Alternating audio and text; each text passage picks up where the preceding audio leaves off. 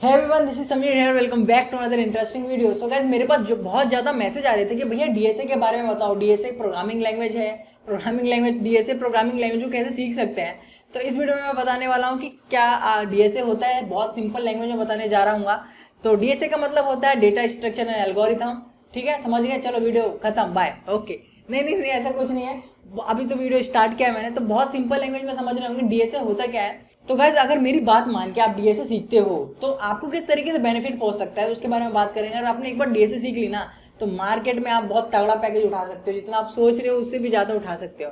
तो सिर्फ और सिर्फ डीएसए की मदद से हो सकता है। तो इसके बारे में बात करेंगे, डीएसए होता क्या है, फिर उसके बाद आपको क्या कहाँ से सीखना चाहिए, फिर उसके बाद कैसे सीखना चाहिए। ये कोई नहीं बताता, ये जरूर बताते कि अभी यहाँ से तुम सीख लो डीएसए, बट कैसे सीखना है, अगर तुम्हारी सिचुएशन कैसी है उसके हिसाब से। अगर तुम वाकई में एक बिगिनर हो, तुम्हें डीएसए का डी भी नहीं पता और तुम पहुंच गए लीड कोड पे, तो तुम भैया छोड़ के भाग जाओगे। तो ऐसे नहीं करना। मैं बताऊंगा यार किस तरीके से, कब आपको क्या क्या चीज़ पढ़नी है, कैसे करना है। ठीक है, चलो फिर वीडियो स्टार्ट करते हैं।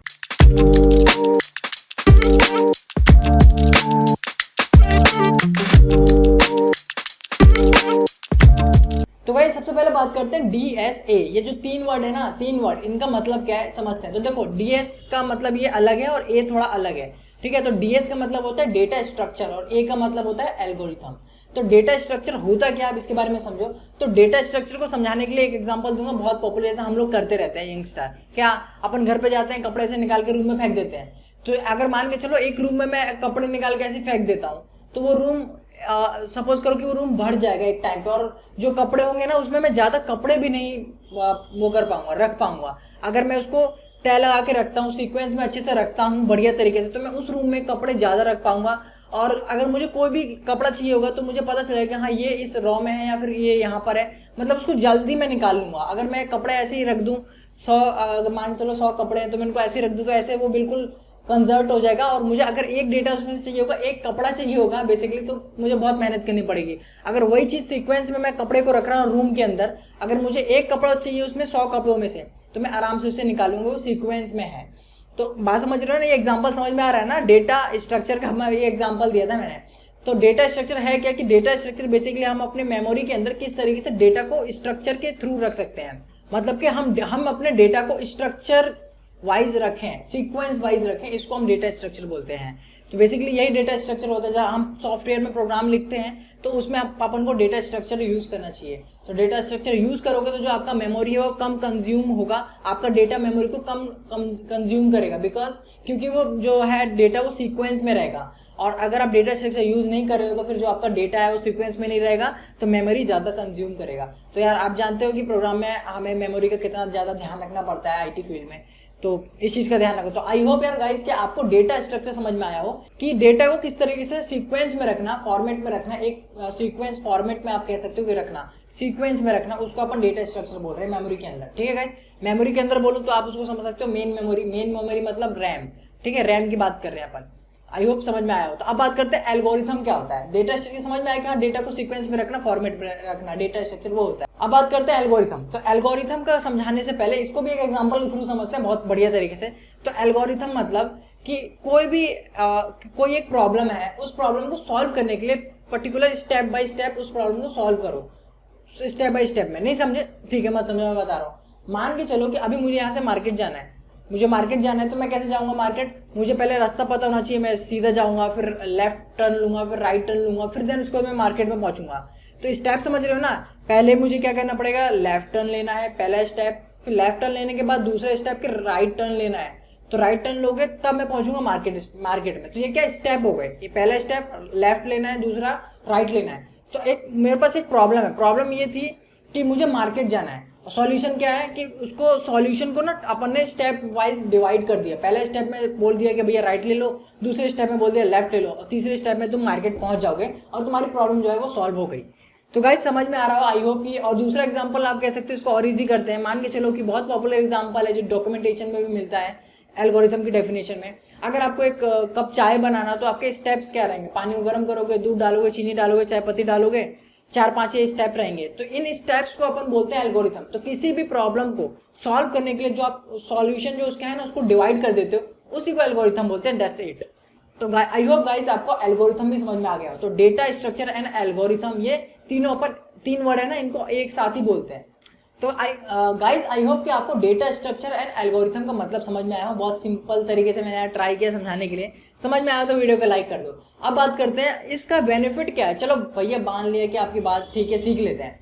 सीखने के बाद हमें किस तरीके से बेनिफिट पहुंच सकते हैं। देखो यार, जितनी भी बड़ी कंपनीज होती हैं अपने एम्प्लॉय में, IT कंपनी में, अगर आप एज अ सॉफ्टवेयर डेवलपर जा रहे हो या मतलब और अदर IT फील्ड्स में, डिपार्टमेंट में जा रहे हो, तो वो क्या करते हैं ना, डेटा स्ट्रक्चर आपका वहाँ पे टेस्ट ले रहे होते हैं डेटा स्ट्रक्चर का। क्यों ले रहे होते हैं कि डेटा स्ट्रक्चर से आपकी प्रॉब्लम सॉल्विंग स्किल को देखते हैं कंपनी वाले कि भैया ये किस प्रॉब्लम को सॉल्व कर पा रहा है, इसकी जो सोचने की क्षमता वो कैसी है। तो वो अपन डेटा स्ट्रक्चर से डिफाइन करते हैं कंपनी वाले। तो वो इसलिए डेटा स्ट्रक्चर कंपनी लेती है।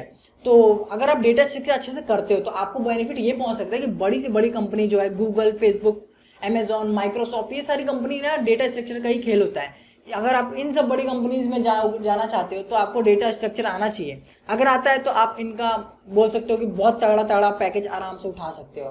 तो गाइस आई होप समझ में आया हो कि डेटा स्ट्रक्चर क्या है, आप लर्न कर रहे हो तो आपको फायदा क्या है। अब बात करते हैं कि डेटा स्ट्रक्चर आप किस तरीके से लर्न कर सकते हो। देखो यहाँ मैं 2 सिचुएशन दूंगा। यहाँ पर बहुत सारे बिगिनर्स क्या करते हैं, बस सुना, मोटिवेट हुए कि हाँ भैया डेटा स्ट्रक्चर कर लेंगे तो लाखों का पैकेज लग जाएगा, चलो चलो चलते हैं, लीड कोड हैकर रैंक चलते हैं, हैकर अर्थ पे। बट ऐसा नहीं करना चाहिए। अपनी पहले सिचुएशन देखो कि भैया मैं कहाँ पर हूँ, मुझे कितना नॉलेज है डेटा स्ट्रक्चर के बारे में, उसके बाद चलो। तो मैं 2 सिचुएशन दे रहा हूँ, उन दोनों सिचुएशन में अगर आते हो तो उस हिसाब से अगर एक्सिक्यूट करते हो अपने आप को लर्न करने के लिए डेटा स्ट्रक्चर, तो यार डेफिनेटली मैं बोल सकता हूँ गारंटी के साथ कि आपको डेफिनेटली रिजल्ट देखने को मिलेगा। चलो बात करते हैं। पहला सिचुएशन ये है कि अगर आपको डेटा स्ट्रक्चर में बिल्कुल भी कुछ नहीं पता, डेटा स्ट्रक्चर डी भी नहीं पता।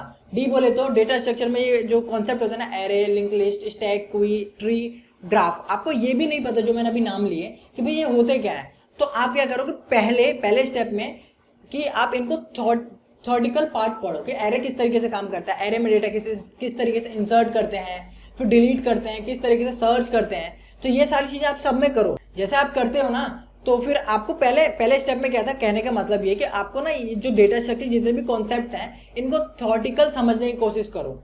इसको अपनी फेवरेट प्रोग्रामिंग लैंग्वेज में इंप्लीमेंट करो, चाहे वो आपकी C++ हो सकती है, सी भी हो सकती है, जावा भी हो सकता है, पाइथन भी हो सकता है और PHP भी हो सकती है। डेटा स्ट्रक्चर का कोई प्रोग्रामिंग लैंग्वेज नहीं होता, वो एक कॉन्सेप्ट होता है जो कि हर एक प्रोग्रामिंग लैंग्वेज द्वारा इंप्लीमेंट किया जा सकता है। क्यों? क्योंकि आप अगर कोई भी प्रोग्रामिंग लैंग्वेज में डेटा स्टोर करते हो तो डेटा स्ट्रक्चर को यूज करके करते हो, तो आपका जो डेटा है वो बिल्कुल सीक्वेंस में रहेगा, फॉर्मेट में रहेगा। तो ये होता है, ठीक है। तो पहले स्टेप में क्या था कि आपको थ्योरेटिकल पार्ट पढ़ना है। सेकंड सिचुएशन क्या है कि अगर आपको पता है कि हाँ मुझे थ्योरेटिकल पार्ट पता है कि एरे में किस तरीके से डेटा इंसर्ट करते हैं, किस तरीके से अपन उसको फैच करते हैं, ये सब पता है, ठीक है। तो सेकंड स्टेप में आप क्या करो कि पहुंचो कहाँ पर, लीड कोड पे। लीड कोड पे पहुंच गया, वहाँ पे हमने क्वेश्चन धड़ धड़ करने शुरू कर दिया, हो जाएंगे। नहीं, ऐसा नहीं होगा। लीड कोड पे पहुंचोगे, एक क्वेश्चन करने हैं आपका, हाँ एक ही करने हैं भाई, बिल्कुल सही, एक करना है। आप चाहे कितने भी धुरंधर हो, आपको एक क्वेश्चन करने में अगर 5 मिनट भी लग रहा है स्टार्टिंग में, करो, मगर उसे एक ही रहने दो। एक कब तक रहने दो? 15 से 20 दिन तक एक ही क्वेश्चन करो। तो गाइस 15 से 20 दिन तक एक क्वेश्चन ही करोगे, फिर उसके बाद अपने जो फ्रीक्वेंसी है ना उसे फिर इंक्रीज कर दो। तो पहले अगर आपको थ्योरेटिकल चीज़ें पता है तो आप क्या करो, लीड कोड पे पहुंचो। लीड कोड ही मैं रिकमेंड करूंगा, सबसे बढ़िया वेबसाइट है। तो लीड कोड पे पहुंच गए, फिर वहाँ पे एक एक क्वेश्चन को अपन को 15 या 20 दिन करना है। एरे के हो सकते हैं, एरे के क्वेश्चन कुछ कर लिए, फिर लिंक लिस्ट के कर लिए, फिर स्टैक के कर लिए, कोई क्यू के कर लिए, कुछ इस तरीके से करते रहना है एक एक क्वेश्चन। फिर एक के बाद अपन को फ्रीक्वेंसी बढ़ा देनी है, एक के बाद 2 कर देंगे, 2 के बाद 3 कर देंगे। यही 15 दिन करके फिर 2 कर दिए, फिर 15 दिन करके फिर 3 कर दिए। तो इस तरीके से आप अपनी फ्रीक्वेंसी बढ़ाओ यार, और आई होप 3 मंथ में आपका जो रिजल्ट होगा वो बहुत तगड़ा देखने को मिल रहा होगा। तो गाइस समझ में आया हो कि यार इस वीडियो में मैंने जो बताया आपको कि डेटा स्ट्रक्चर क्या होता है, अगर आप डेटा स्ट्रक्चर लर्न करते हो तो आपको किस तरह के बेनिफिट पहुंच सकता है और आपको किस तरीके से डेटा स्ट्रक्चर को लर्न करना चाहिए। अब लास्ट क्वेश्चन रहेगा कि भैया डेटा स्ट्रक्चर लर्न कहाँ से करें। तो यूट्यूब पे तमाम ट्यूटोरियल पड़े हुए हैं, कोई बेवकूफ़ नहीं है कि उन्होंने अपना ट्यूटोरियल बना के दिया हुआ, मैं बोल दूं कि इसका पढ़ लो, इसको सबसे अच्छा है, उसको बाकी सबका बेकार है। ऐसा कुछ नहीं है, सब ने अपनी अपनी यार बेस्ट गिव यार, आप बोलते हैं ना कि 100% बेस्ट दिया हुआ है जो जिन लोगों ने भी डेटा स्ट्रक्चर के ऊपर पढ़ा रखा है। तो मैं ऐसा कुछ नहीं बोला कि इसका ही सबसे अच्छा है, इसका सबसे बेकार है, नहीं। डिपेंड करता है तुम्हें किन की बात समझ में आ रही है। जिनकी बात समझ में आ रही है तो उनको पकड़ के रखो, नहीं तो जैसे मैं बता रहा हूँ ना उस हिसाब से करो। तुम्हें सॉल्यूशन नहीं मिला तो वेबसाइट पे मिल जाता है सॉल्यूशन, डिस्कशन वाले सेक्शन में, तो वहाँ जाकर कोड देखो, फिर उस कोड को इम्प्लीमेंट करने की कोशिश करो। तो गाइज आई होप समझ में आया हो आपको कि किस तरीके से आप क्या होता है डेटा स्ट्रक्चर, डेटा स्ट्रक्चर को सीखने से क्या बेनिफिट है, किस तरीके से सीख सकते हो और कैसे कहाँ से सीखना चाहिए। तो आई होप गाइज समझ में आया हो। अगर समझ में आया तो वीडियो को लाइक कर दो। अगर ये वीडियो थोड़ी बहुत भी इन्फॉर्मेटिव लगी हो तो यार चैनल को सब्सक्राइब कर लो और वीडियो को भी लाइक कर दो। चलो फिर मिलते हैं नेक्स्ट वीडियो में, तब तक के लिए बाय बाय।